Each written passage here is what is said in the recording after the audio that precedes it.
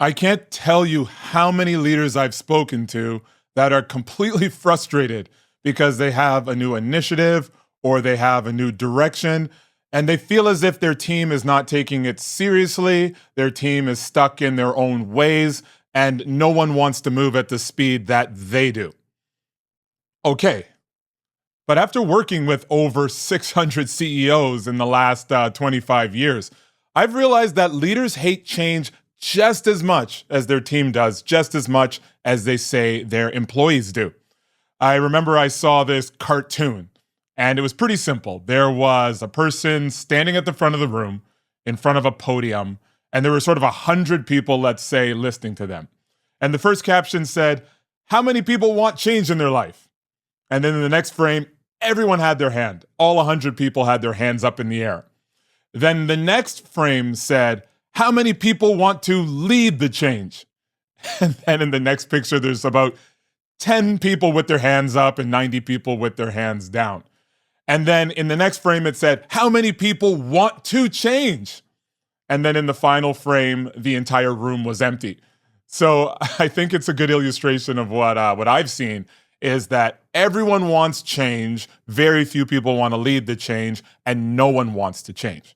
So if you're presenting your offerings to a company or a person, understanding that our brains were built for survival, not success, how do we then show them great values, show them that we have something that will be game-changing for them when people, even leaders, have the propensity to stay where they're at and not change?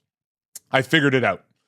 You don't need to hack it. You just need to understand the moment at which the pain of changing is less than the pain of staying the same. I'll say it another way. Changing would be a 9.9 on a scale of 10. Like, I do not want to do it. It's ridiculous. It'll cost me everything.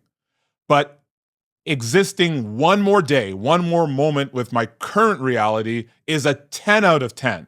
So I don't want any pain, but the pain of staying the same is a little bit more than the pain of changing. And this happens, it manifests itself when you know you have a great solution, you know you're talking to the right person, and this leader still isn't buying your package or adopting your solution. It's our job to be able to identify that moment where the pain of changing is lower than the pain of staying the same. So in everything you say, this is to your team, this is when you're selling to leaders, you want to make sure that you have so much information about the specific pain that you can talk about that so that in their mind they're saying, I can't handle this anymore, I have to make this change. Psychology has very few laws. Well, no real laws because it's a social science. But the biggest one would be reinforced behavior gets repeated. Anyone with kids knows that.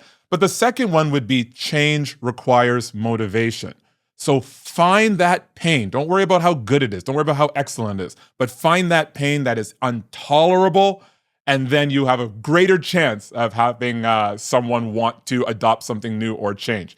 Tell me what you think. Do you think this is just contribution bias, or do you think leaders are just like anyone else? They just lack perspective of some of the more tactical parts of the company, and then the team lacks the perspective of some of the more strategic. But humans are humans, and if we're not motivated, we're not going to change. What do you think?